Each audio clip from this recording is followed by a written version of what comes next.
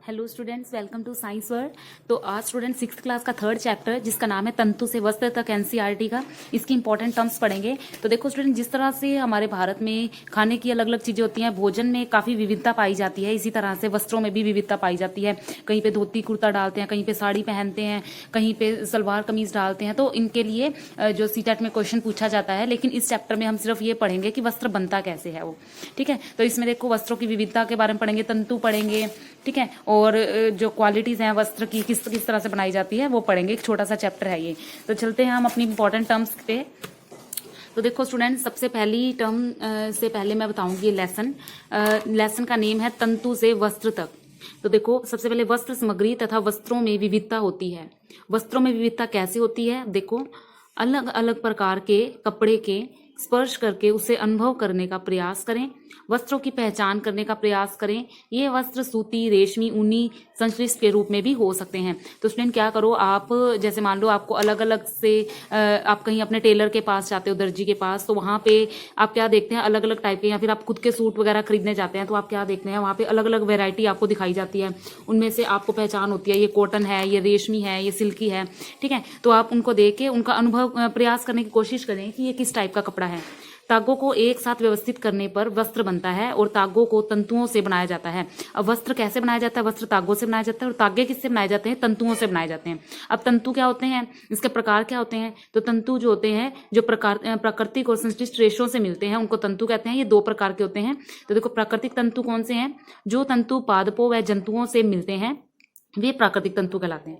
उदाहरण के लिए रुई तथा जूट, पटसन, ये सारे पादपों से मिलते हैं। देखो स्टूडेंट, पौधों से मिलती है रुई भी, जूट, पटसन। जूट और पटसन एक ही बात है। लेकिन जो ऊन होती है, रेशम होती है, रेशम जो होता है वो रेशम के कीट से मिलती है। ऊन जो होती है वो भेड़ बकरियों से मिलती है। तो ये जंतुओं की श्रेणी में आ जाते हैं। नेक्स्ट आता है संश्लिष्ट रेशे। इनका निर्माण प्राकृतिक नहीं जबकि कृत्रिम रूप से होता है, तंतुओं से होता है। ठीक है, उदाहरण के लिए जैसे पॉलिएस्टर हो गया, नाइलॉन हो गया, एक्राइलिन हो गया, ये सारे जो आपके हैं, ये क्या है? पॉलीमर्स हैं। ठीक है, तो पॉलीमर से इनको मिलते हैं। तो देखो, नोट भी दे रखा है यहाँ, हजारों वर्ष तक वस्त्र निर्माण के लिए प्राकृतिक तंतुओं का ही प्रयोग होता था। पहले जो थे ना, प्राकृतिक तंतु ही होते थे। जैसे मान लो कि ये रेशम के हो गए, ऊन के वस्त्र हो गए, ठीक है, पेड़ पौधों से भी वस्त्र बनाया करते थे जो प्राचीन काल के लोग थे। लेकिन आजकल क्या हुआ, संश्लिष्ट रेशे आ गए हैं, पॉलीमर का यूज होने लग गया है। तो स्टूडेंट, अब ब्रीफली पढ़ेंगे हम पादप तंतु के बारे में। तो देखो स्टूडेंट, जो पादप तंतु हैं आपके, कुछ पादप तंतुओं की चर्चा करेंगे हम इस चैप्टर में, जो आपके सिलेबस में है। इसमें सबसे पहले है रुई। रुई का प्रयोग गद्दों, तकियों में, रजाइयों में होता है, और डॉक्टर भी जो रुई का प्रयोग करते हैं, कॉटन जिसको आप बोलते हो। ठीक है, ये रुई जो होती है ना, कपास के तंतुओं से बनी होती है। अब कपास क्या होता है? कपास के पौधे होते हैं, कपास के पौधे से रुई आती है, और कपास के पौधे साधारणतः काली मृदा व उष्ण जलवायु वाले क्षेत्र में पाई जाती है। यहाँ से क्वेश्चन पूछा जा सकता है, जो कपास होते हैं उसके पौधे के लिए कैसी मृदा और कैसी जलवायु चाहिए? तो काली मृदा और उष्ण जलवायु होनी चाहिए। नेक्स्ट है कपास ओटना। किसे कहते हैं? कपास को प्राकृतिक ढंग से हाथों से ओटा जाता है, मतलब उसमें से अलग किया जाता है कॉटन को।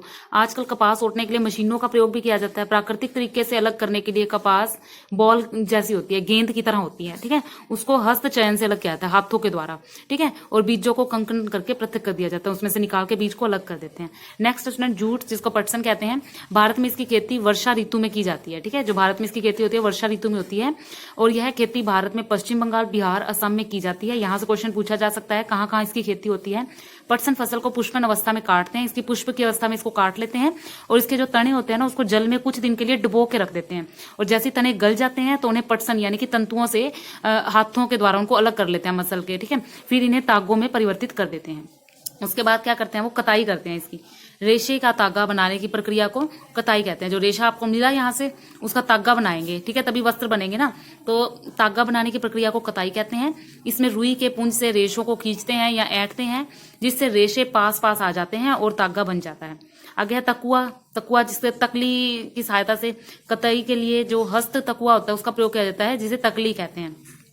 यहाँ से क्वेश्चन पूछा जाता है स्टूडेंट, तकली किस काम आती है? तो कताई के लिए जो यूज किया जाता है तकुए में, वो तकली होती है। या फिर चरखे का प्रयोग करते हैं, चरखे से कताई की जाती है। ठीक है, जब स्वतंत्र आंदोलन चला था, गांधी जी ने चलाया था, तो इसके प्रयोग से कपड़े बनाए थे। और जो ब्रिटेन की मिलों से कपड़ा आता था ना, उसका बहिष्कार कर दिया गया। लेकिन आजकल जो है मशीनों की सहायता से भी इस कताई की जाती है। आगे है तागा, तागे से वस्त्र तक। अब बुनाई करके, अब तागे तो मिल गए हमें, अब बुनाई करेंगे उसको इस तरह से, एक तागे के ऊपर दूसरे, जिस तरह से मंजी बुनते हैं उस तरह से बुनाई करते हैं। तागों के 2 सेटों को आपस में व्यवस्थित करके वस्त्र बनाने की प्रक्रिया को बुनाई यानी कि वीविंग कहते हैं। वस्त्रों की बुनाई करगों पर भी की जाती है, और जो करगे या तो हस्त प्रचलित होते हैं या फिर क्या होते हैं, आजकल तो ये इलेक्ट्रिसिटी से चलने वाले विद्युत प्रचलित होते हैं। एक बुनाई दूसरी भी होती है स्टूडेंट, जो आपकी मम्मी स्वेटर वगैरह बुनती है, जिसे नीटिंग कहते हैं। ठीक है, ऊनी स्वेटर वगैरह उसको एकल धागे से बनाए जाते हैं, मोजे बनाते हैं, स्वेटर वगैरह बनाते हैं।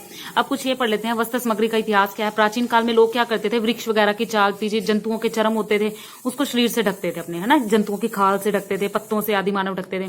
पतली टहनियां तथा घास को बुनकर चटाइयां, टोकरियां, डालियां बनाते थे। लताओं और जंतुओं की ऊन होती थी, बाल आपस में ऐठन करके लंबी लंबी लड़ियां बनाते थे, फिर उन्हें बुनकर वस्त्र तैयार करते थे। फ्लैक्स एक ऐसा पादप है जिसे प्राकृतिक तंतु कहते हैं। ये इंपॉर्टेंट टर्म है स्टूडेंट, तो लिख रही हूं मैं यहाँ पर, जो फ्लैक्स है एक ऐसा पादप है जिससे प्राकृतिक तंतु कहते हैं।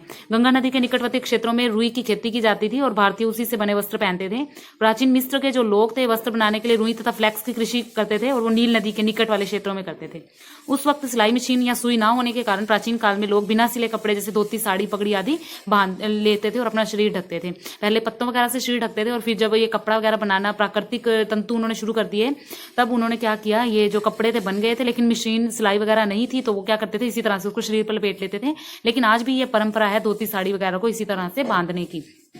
तो हमने इस चैप्टर में ये देखा, जिस प्रकार देश में भोजन की विविधता है उसी प्रकार से वस्त्र को पहनने में भी वस्तुओं की विविधता है। तो स्टूडेंट, इस पूरे चैप्टर के नोट्स और ये नोट्स भी आपको जो है डिस्क्रिप्शन बॉक्स में लिंक मिल जाएगा, आप वहां से लिंक ले लीजिएगा। और मेरी वीडियो अगर पसंद आई हो तो लाइक और शेयर जरूर कीजिएगा। Thank you.